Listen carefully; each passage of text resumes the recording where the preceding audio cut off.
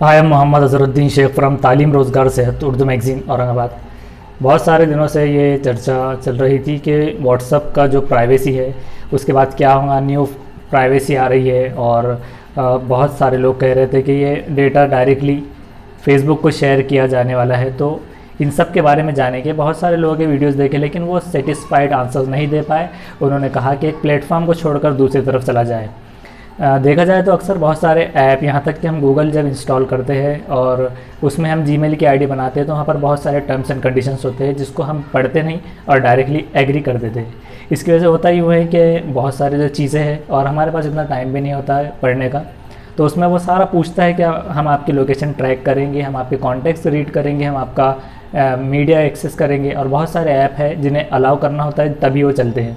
तो ये कोई ख़ास बात नहीं है कि हर ऐप जब भी है, जब हम एक टेक्नोलॉजी का हिस्सा बन रखे हैं तो हमें ये ज़रूर है कि हमारा डेटा जो है तो कहीं ना कहीं इस्तेमाल में आ सकता है। यहाँ तक कि एक केस देखने में आया था जिसने एक लोन लिया था। तो लोन लेने के बाद उसने जब ऐप इंस्टॉल किया तो उसने एग्री तो कर लिया था, लेकिन वो जब लोन चुका नहीं पाया तो उसके लोन वालों ने उसके चचेरे मुमेरे फुफेरे और हर तरह से लोगों को कांटेक्ट करके कहा कि फ़लाँ ने लोन नहीं भर पाया है।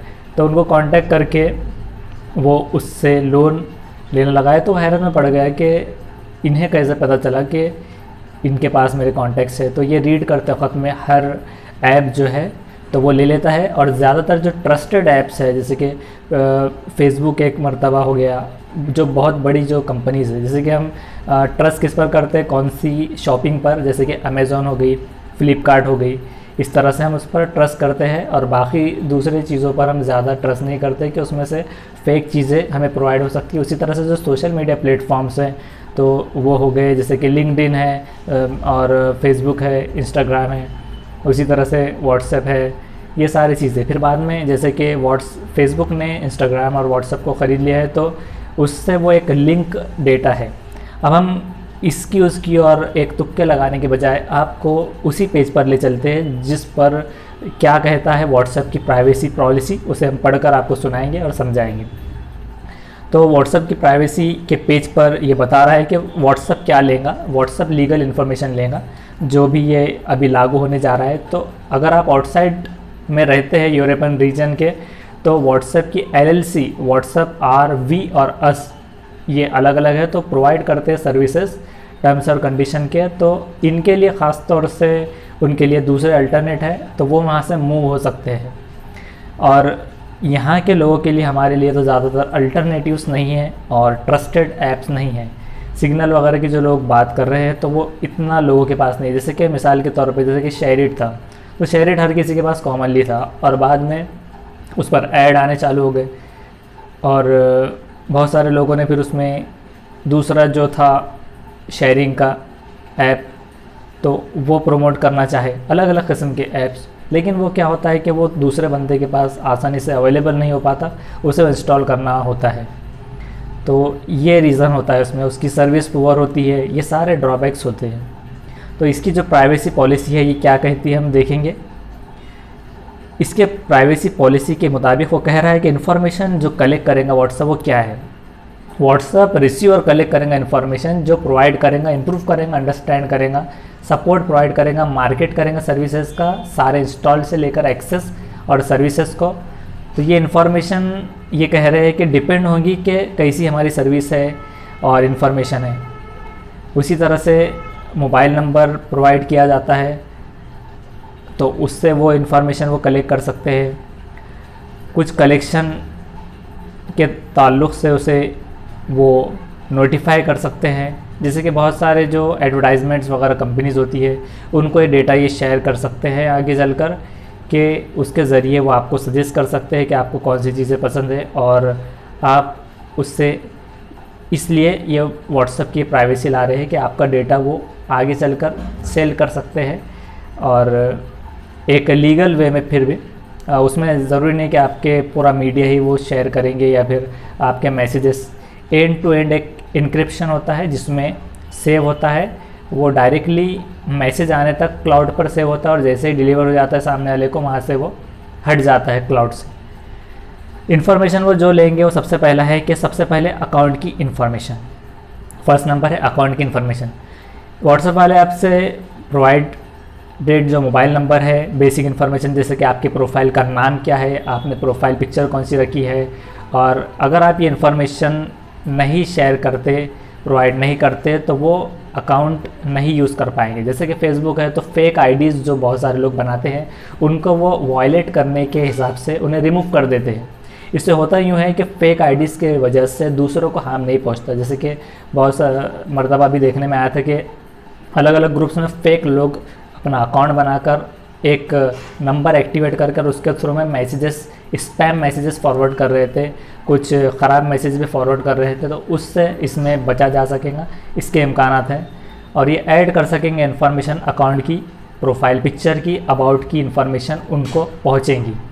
जैसे कि फेसबुक पर प्रोफाइल बनाते हैं तो वहाँ पर हम सब लिखते हैं अबाउट वगैरह, उसी तरह से। दूसरा है, दूसरी इन्फॉर्मेशन, पहला हो गई अकाउंट की इन्फॉर्मेशन, दूसरी है मैसेजेस। तो मैसेजेस में क्या रहेंगे कि वो कह रहे हैं कि आपके जो मैसेजेस है तो वो आपके डिवाइस पर होंगे, ना कि उनके सर्वर पर। यानी कि आपके डिवाइस में एक बार मैसेज गया और आया तो उसके बाद जो मैसेजेस है तो वो उनके सर्वर में तो स्टोर नहीं रहेंगे, लेकिन आपके डिवाइस में ही रहेंगे, वो डिलीट हो जाएंगे सर्वर से पहुंचने के बाद।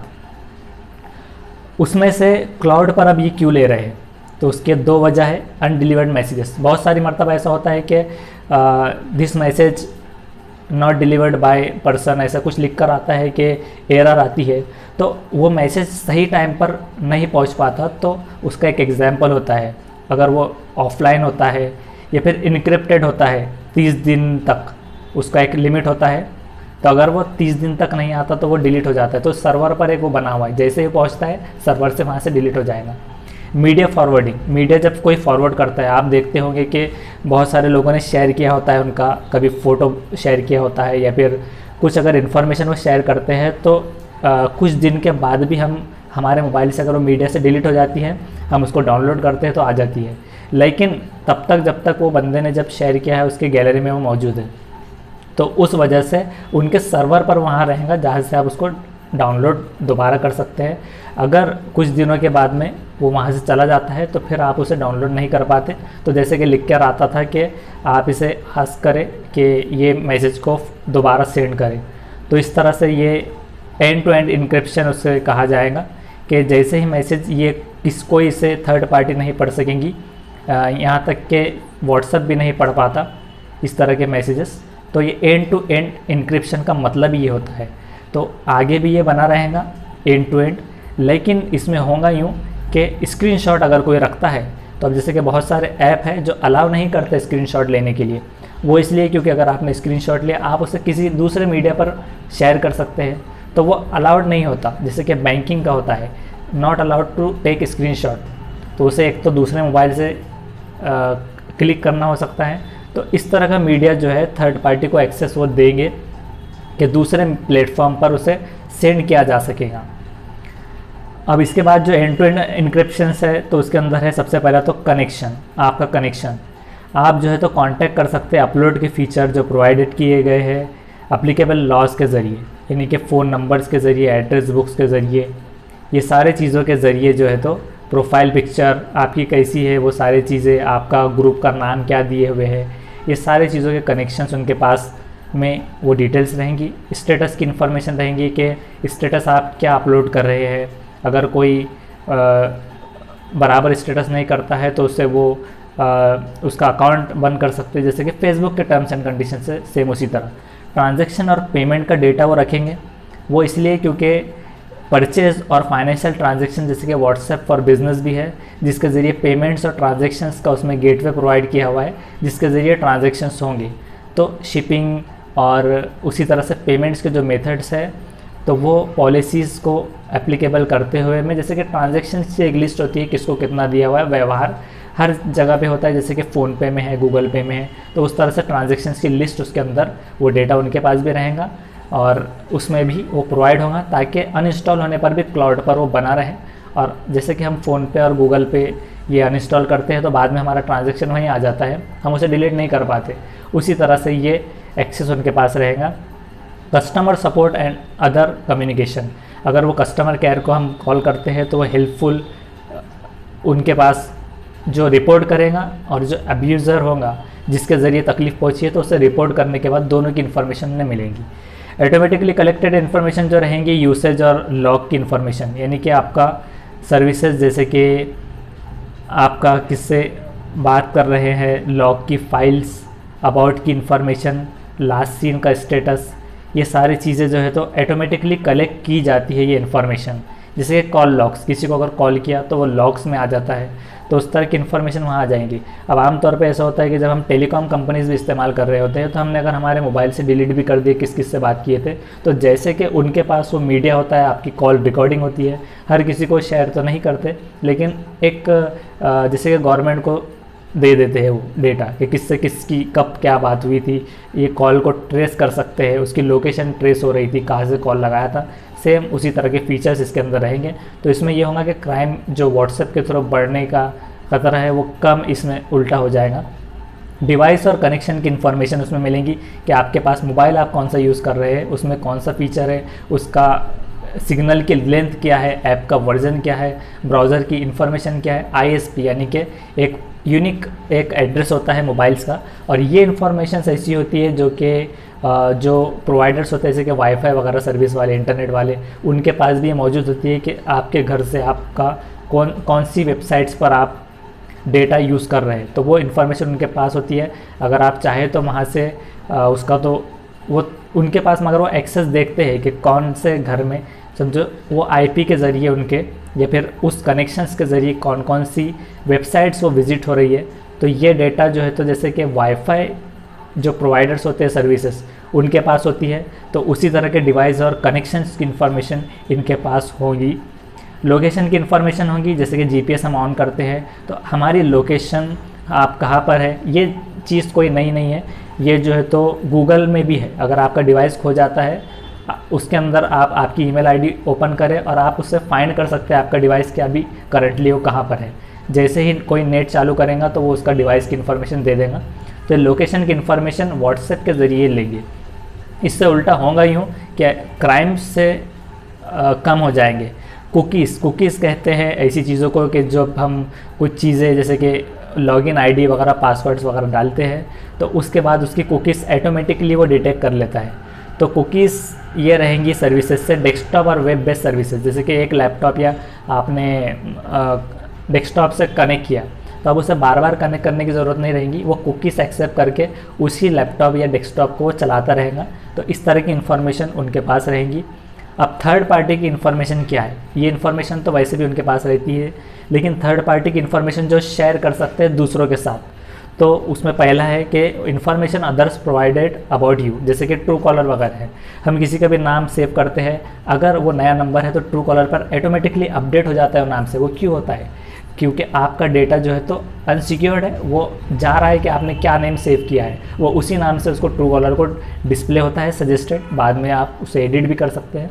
उसी तरह की इन्फॉर्मेशन ये जो होंगी, तो अगर आपने सर्विसेज वगैरह जो प्रोवाइड करते हैं, फ़ोन नंबर, नेम, इन्फॉर्मेशन इस तरह से जो डालकर रखते हैं कॉन्टैक्ट में नेम के साथ में, तो जैसे कि फेसबुक पर होता है कि कॉन्टैक्ट जैसे ही सेव हुआ फेसबुक डिटेक्ट करता है कि सजेस्टेड नो योर फ्रेंड्स में आता है फ्रेंड सजेशंस, कि किसी का अगर हमने नंबर सेव कर लिया तो उससे सजेशन आ जाता है फेसबुक पर के पीपल यू मे नो, कि आप इन्हें जानते होंगे।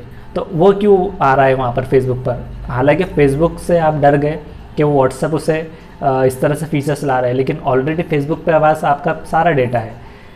तो यह यहाँ पर भी उसी तरह से होगा कि ट्रू कॉलर वगैरह की सेम तरह इन्फॉर्मेशन आप जो दूसरों के बारे में लिखेंगे और नाम वगैरह वो रहेगा। यूज़र रिपोर्ट्स, जैसे कि यूज़र की रिपोर्ट होती है कि कोई बंदा है जो स्पैम फैला रहा है और रिपीट कर रहा है मैसेजेस वगैरह, तो उनकी जो है तो यूज़र की आप दोनों की रिपोर्ट उनके पास जाएंगी। एक तो जो रिपोर्ट कर रहा है उसकी भी, और दूसरा जिसके बारे में रिपोर्ट की जा रही है। तो ये आगे चल के उनके सेफ्टी के लिए या फिर लीगल वे में ये रख सकते हैं वो डेटा। तो इसकी यूज़र रिपोर्ट्स रहेंगी। बिजनेसेस ऑन व्हाट्सएप, बिजनेसेस जो रहेंगे व्हाट्सएप पर, तो बिज़नेस से इंट्रैक्शंस वगैरह जो होंगे, तो ये जैसे कि कानूनी एतबार से जो होंगे इन्फॉर्मेशन जो प्रोवाइड करेंगे तो वो लीगल है या नहीं, थर्ड पार्टी का सर्विस प्रोवाइडर एक्सेस उन्हें मिलेगा कम्युनिकेशन के लिए, सेंड करने, स्टोर की, रीड करने, मैनेज करने और प्रोसेस करने बिजनेसेस से, और अंडरस्टैंड करने के बिज़नेस प्रोसेसेस इंफॉर्मेशन जो दी जाती है तो वो एक रिव्यू पॉलिसीज़ के ज़रिए होगा। थर्ड पार्टी सर्विस प्रोवाइडर यानी कि होंगे जैसे कि स्क्रीनशॉट्स वगैरह जो होते हैं, लोकेशन मैप वगैरह, ये सारी चीज़ें तो हम थर्ड पार्टी को एक्सेस करा सकते हैं, सिक्योरिटी, तो ये सारी चीज़ें उसके अंदर होंगी। ये सारी इन्फॉर्मेशन, इंफ्रास्ट्रक्चर कैसा है, टेक्निकल, और ये बिजनेसेस के ज़रिए में जो बिज़नेस ऐप होगा उसके ज़रिए फेसबुक कंपनीज़ को ये प्रोवाइड होगा। और ये फेसबुक कंपनीज़ उसके थ्रू में क्या करेंगी कि आपको एडवर्टाइजमेंट्स फ्यूचर में दे सकती है, या फिर कोई लोग आपको कॉल करके कह सकते हैं कि आपको हमारी SBI का कार्ड बनाना है या फिर ये करना है, तो ये इन्फॉर्मेशन यहाँ से मिलेंगी उन्हें, वो थर्ड पार्टी को, सर्विस प्रोवाइडर्स को ये दे सकते हैं। थर्ड पार्टी सर्विस में आएगा कि जैसे कि फेसबुक कंपनी के प्रोडक्ट्स हैं उससे वो लिंक्ड हो जाएंगे, यानी कि अगर फेसबुक के पास एक मिलियंस ऑफ पॉलिसी होल्डर्स का डेटा है, अब वो क्या करेंगे कि बहुत सारे लोग ऐसे हैं जो फेसबुक पर है, व्हाट्सएप पे नहीं है, व्हाट्सएप पर है, फेसबुक पर नहीं है, तो ये मर्ज करने से यूँ हो जाएगा कि उनके जो क्लाइंट्स हैं बने हुए, जिनको वो 1 मिलियंस तक, अगर मान लीजिए एक शॉप वहाँ तक कवर कर रहे थे, एक एरिया को, एक रोशन गेट या फिर कोई एक एरिया पर्टिकुलर, वहाँ पर जो है तो 1 मिलियन जो है तो एडवर्टाइज़र्स जो रहेंगे वो अप्रोच कर रहे थे, जिनमें से अभी 1 और मिलियन के हिसाब से उसमें इजाफा हो सकता है कि उनके जो क्लाइंट है अब यहाँ पर इंटरेक्ट कर सकते हैं और उनको वो प्रोवाइड होगा, यानी लोकेशन के हिसाब से जितने भी पॉपुलेशन वगैरह होगी उसके हिसाब से उनको अब ये बढ़ जाएंगे, यानी कि उनके सब्सक्राइबर्स हो जा रहे हैं ज़्यादा। अब इनका डेटा भी वहाँ से वो ले लेंगे। पहले की जो प्राइवेसी थी वो उससे डायरेक्टली थर्ड पार्टी को तो नहीं जाता था डेटा, लेकिन अब फेसबुक से कमाने के बाद उनकी जो कमाई है उसे डबल करने के लिए ये एक तरह का है, क्योंकि ये फ्री ऑफ कॉस्ट प्रोवाइड करते हैं ये सर्विसेज, इसलिए तो बदले में ये लेते हैं आपकी इन्फॉर्मेशन, डेटाबेस एक हिसाब से 2 रुपये में एक यूज़र का इन्फॉर्मेशन, सिर्फ नंबर और कॉन्टैक्ट डिटेल यहाँ तक का उसका एक कॉस्ट है मिनिमम, और ज़्यादा से ज़्यादा वो 5 रुपीज़, और डॉलर्स में अगर बात की जाए तो ये बहुत ज़्यादा वैल्यू रखता है। तो ये इस तरह का उनको डेटा जाता है।